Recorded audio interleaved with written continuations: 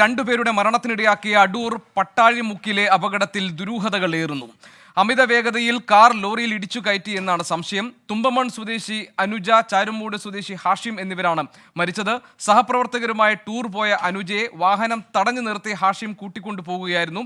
ആത്മഹത്യ ചെയ്യാൻ പോകുന്നു എന്ന് സഹ അധ്യാപികയോട് അനുജ പറഞ്ഞതായുള്ള സൂചനകളും പുറത്തുവരുന്നുണ്ട്.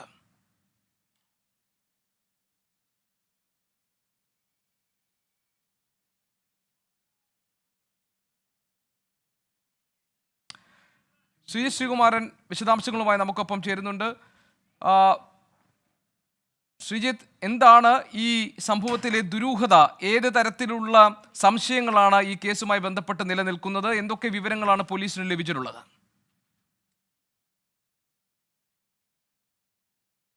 അതായത് ഇന്നലെയാണ് മാജിക് പ്ലാനറ്റിലേക്ക് ഈ തുമ്പമൺ ഗവൺമെൻറ് സ്കൂളിലെ അധ്യാപകരെല്ലാം പരീക്ഷയെല്ലാം കഴിഞ്ഞ് ഒരു ടൂർ, ടീച്ചേഴ്സ് ടൂർ പോയത്. എന്തായാലും ഈ ടീച്ചേഴ്സ് ടൂറിൽ അധ്യാപകർ മാത്രമായിരുന്നില്ല, അധ്യാപകരുടെ കുടുംബാംഗങ്ങളുണ്ടായിരുന്നു, കുട്ടികളും ഭർത്താക്കന്മാരും അല്ലെങ്കിൽ ഭാര്യമാരും ഒക്കെ ഉണ്ടായിരുന്നു എന്നാണ് പറയുന്നത്.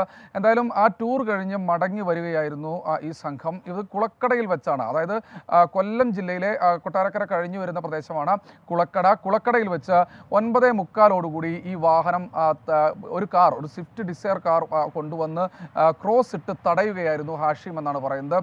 അപ്പോൾ തന്നെ ഇതെൻ്റെ കൊച്ചച്ഛൻ്റെ, അതായത് ചെറിയച്ഛൻ്റെ മകനാണ് വിഷ്ണു എന്ന് പറഞ്ഞ് അനുജ ടീച്ചർ ഇറങ്ങി വരികയായിരുന്നു എന്നാണ് മനസ്സിലാക്കുന്നത്. അങ്ങനെയാണ് സഹാധ്യാപകർ പറയുന്നത്.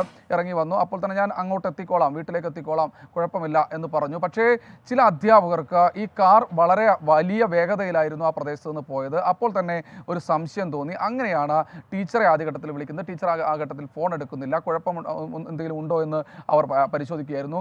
ഉടൻ തന്നെ ബന്ധുക്കളെ വിവരമറിയിച്ചു. അവർ ഇത്തരത്തിൽ താടി വെച്ച ഒരാളാണ് എന്നൊക്കെ പറയുന്നുണ്ടായിരുന്നു. എന്തായാലും ഈ താടി വെച്ച ആൾ അങ്ങനെ ഒരു ബന്ധുവില്ലല്ലോ എന്ന് ഭർത്താവും അതുപോലെ തന്നെ സഹോദരനും, അനുജയുടെ സഹോദരനും സംശയം പ്രകടിപ്പിച്ചതോടെയാണ് ഉടൻ തന്നെ തൊട്ടടുത്ത അടൂർ പോലീസ് സ്റ്റേഷനിലേക്ക് വിവരം അറിയിക്കുന്നത്. പോലീസ് പല മേഖലയിലൂടെ പരിശോധന നടത്തുന്നു.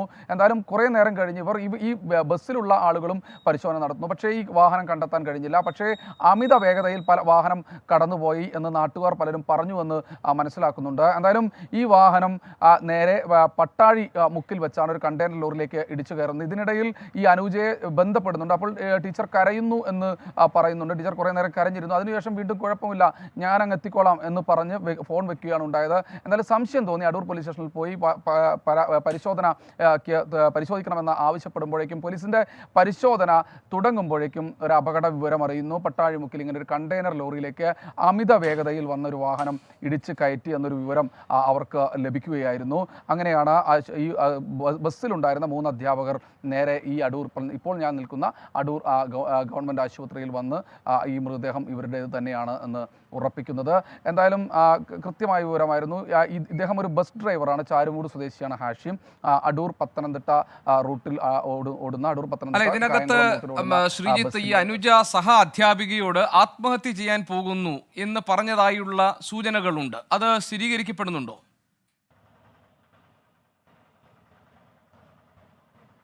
തീർച്ചയായും. അതായത് ഈ പ്രദേശത്ത്, ഈ പട്ടാഴിമുക്കിൽ ആ സമയത്തുണ്ടായിരുന്ന ആളുകളാണ്. ഷെരീഫ് എന്നൊക്കെ പറഞ്ഞ അവിടുത്തെ പൊതുപ്രവർത്തകർ, ഷെമിൻ ഷെരീഫ്, അവിടുത്തെ പഞ്ചായത്ത് അംഗമാണ് ഷെമിൻ.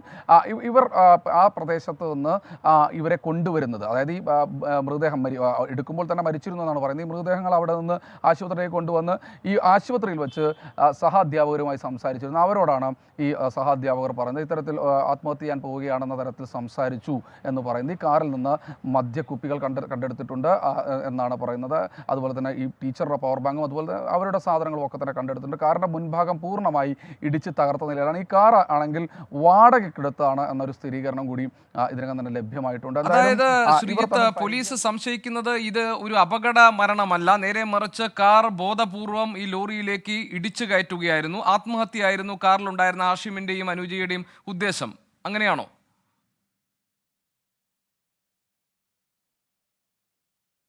അങ്ങനെ തന്നെയാണ് പോലീസ് ഈ ഒരു ഘട്ടത്തിൽ സംശയിക്കുന്നത്. ആദ്യഘട്ടത്തിൽ അങ്ങനെ ഒരു സംശയം ഉണ്ടായിരുന്നില്ല.